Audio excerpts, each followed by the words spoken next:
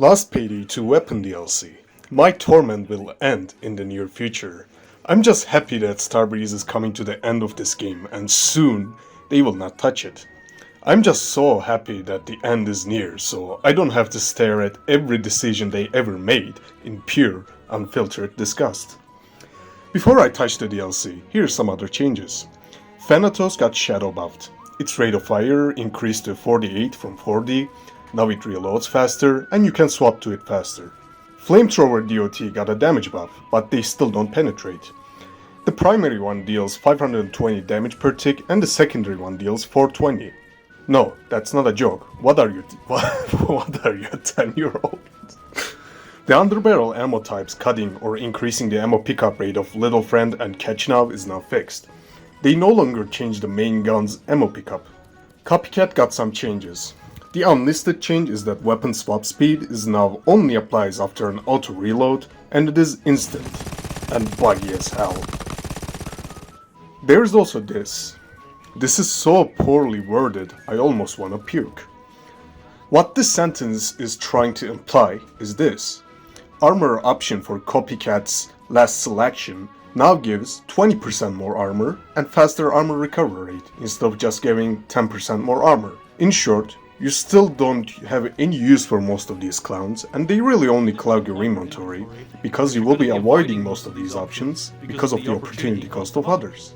They can't fix the fundamental design flaw with this deck, but this is an okay change I guess. Leech got fixed after a year. It is fine, but they should have taken extra time to remove the perk deck instead. Shotguns can now penetrate corpses, but Shotgunov is much less consistent with them. Shotgunov being less consistent is fine for MagFat shotguns and terrible for pump action and double barrels. Martial shields no longer apply a 4-second visual mush. Now they only apply 2 seconds of visual mush. It still has that stupid god mode too, so yeah. I would unironically say, nice job listening to feedback, and I think Starbreeze staff would take that literally. But that's the problem I have with this game. I can give feedback all I want, I can give reasons why something like this shouldn't exist, but it is talking to a brick wall, and sadly, the brick wall is winning. Do you remember the time I said Lion's Roar outclasses every other AR? Here's its use amounts and kill stats from FBI files telemetry. The data in these last 2 months says this. This gun is the number 42 in the world when it comes to popularity, and it is responsible for the top 3 kill amounts in the entire Payday 2 PC player base. Remember when I sarcastically complained about shotgun power creep in the recent DLCs? Well, Starbreeze doesn't know all of these shotguns are better than the legacy shotguns. They're not fucking stupid, but they still do it anyways. Hey, if this is supposed to be a balanced decision, why not give the same treatment to legacy shotguns? They can, but why should they when we brainlessly buy every new DLC that has a better shotgun? I've seen more VD12 than any other post-legacy DLC gun combined, except maybe gas spammers. The point is that I can point out balance issues, I can point out aesthetic issues, I can point out every issue I ever come across, but this is just a waste of the limited days I have in this mortal shell. Starbreeze didn't care when they put Raven's iron sights into this gun. Why should I care to point it out? Starbreeze didn't care to fix flamethrowers not penetrating corpses and enemies alike, even though this DLC has a flamethrower. Why should I point out the fact that 0.75 damage multiplier on this shotgun's spam fire mode doesn't work at all? They should have tested something so simple, yet they didn't, and shipped it anyways. Why should I care to point out the tilted view models, COD style animations, misaligned sights, not fitting this game's established style, when I know nothing's gonna improve? In fact, I care so little about pointing out these things, I couldn't even put myself through this and ask Stalin to check instead. I tried giving feedback with reasons why what they did was terrible, and they should do something about it. I got no response. I tried giving them feedback about shotgun balance and damage range multipliers, but they kept 11-meter range SMGs whose damage cutoff serves no purpose aside from just cutting your damage for no reason. If anyone wants to argue for SMG fall off, leave it in the comments so I can debate why you are objectively wrong, at least when it comes to vanilla. What's the point of talking to an emotionless brick wall that does what it feels like with random patterns? When they made the Winds of Change post, I felt sorry for them. They crawled on their knees and begged for forgiveness, and I fell for it. Again. If I knew they were gonna learn nothing from their past years worth of mistakes, repeat them, and make everything worse, I wouldn't have supported them when they released this post. They made me feel for them. They promised that they changed, and I feel like a total idiot. Again. I gave up on this company and everything it stands for, and I'm happy that the development is about to end for this game. I truly am. It is sad that the game is in a worse state than 3 years ago, but that's what happens when you give development to the bunch of bricks that form an unconscious sad wall that is vandalized by a furry outfit graffiti. The wall has won, told me to kill myself and spit on my grave. For the past year or so, I only got bundles from friends, both in this community and IRL, but this time I kindly had to refuse gifts and bunch because I don't want anyone to support this company in any capacity. They didn't earn it, they just begged for it and spit on our faces.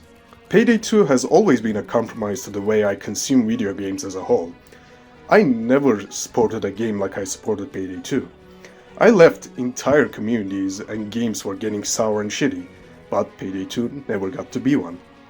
I will stay and continue to make videos about this game, but any and all pity and respect I have for the devs is gone. Hence why I won't be commenting on how the guns stack with each other and how it affects the balance or how its animations, positions and aesthetics clash with the already established style. Well, try not to do that at least. I'm just gonna list the guns here as factually as possible and leave you to it. Well, that was a ramble. We got a new guns we have to pay. Yay! The AWP, whose in-game name is unpronounceable, is a 1k damage sniper with Thanatos-like ammo pickup. It is the worst of both worlds on sniper classes, but this is a sniper rifle so it doesn't really matter what stat it has. Compared to Thanatos, it can conceal easier and have the potential to get some more total ammo and faster fire rate. The gun is finicky to mod, many options it has force the other ones to get unequipped. Dragon Lore exclusive set is useless, and the Badlands one gives more ammo that stacks with its ammo mod, so if you want to get either of these, get the Badlands one. Assuming you don't want these since both of them force you to unequip your Bolt mod that gives you faster rate of fire. Faster rate of fire lets you fulfill this gun's primary role, dozer killing, so I skipped on these sets to get the actual benefit out of this.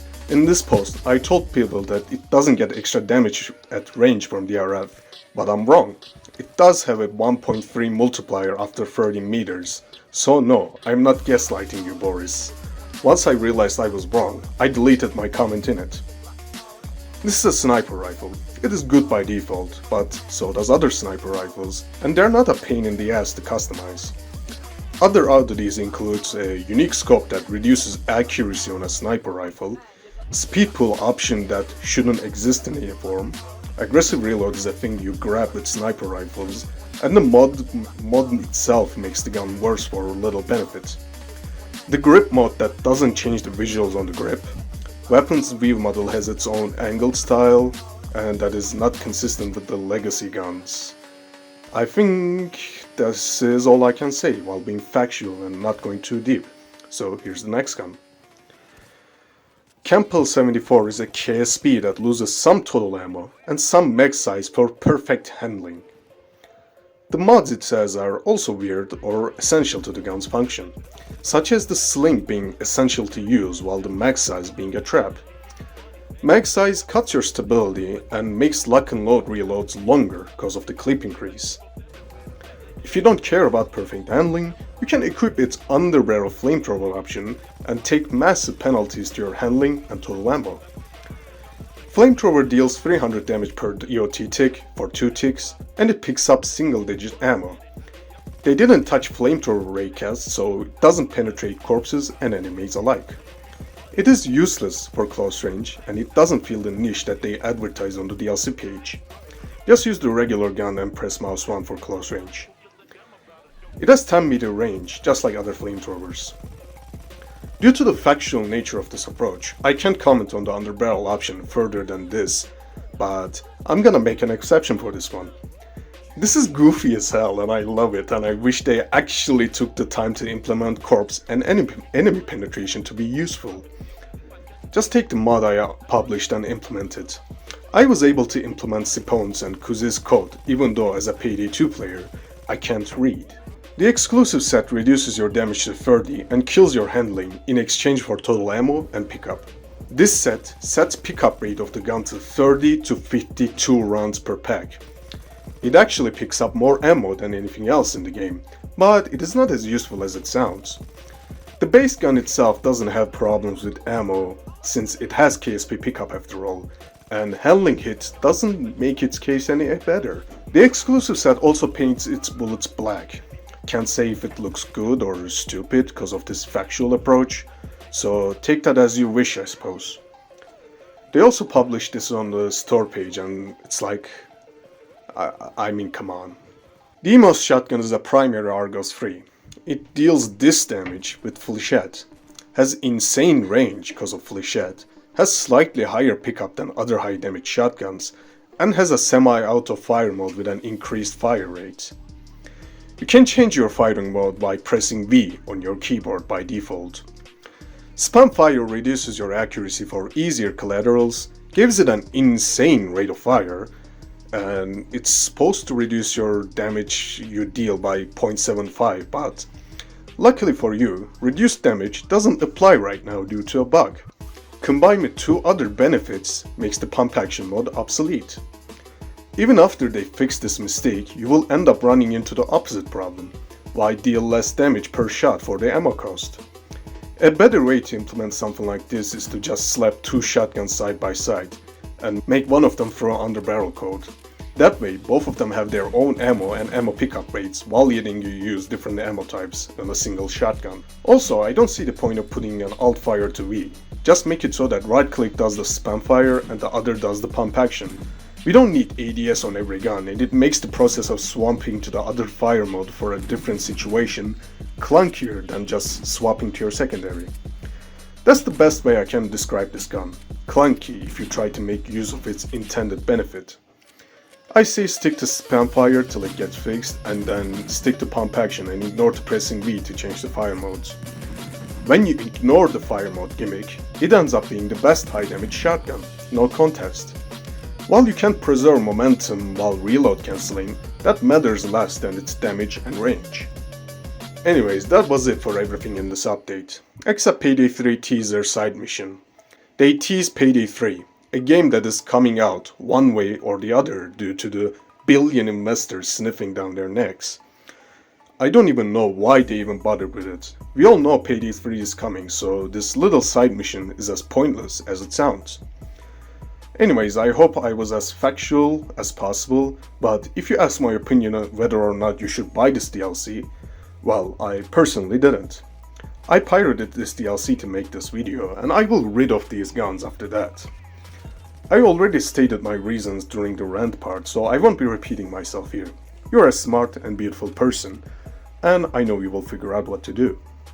Stay safe, folks, have a nice one, and expect more clickbait build videos since I really did give up on insightful commentary and interesting ideas.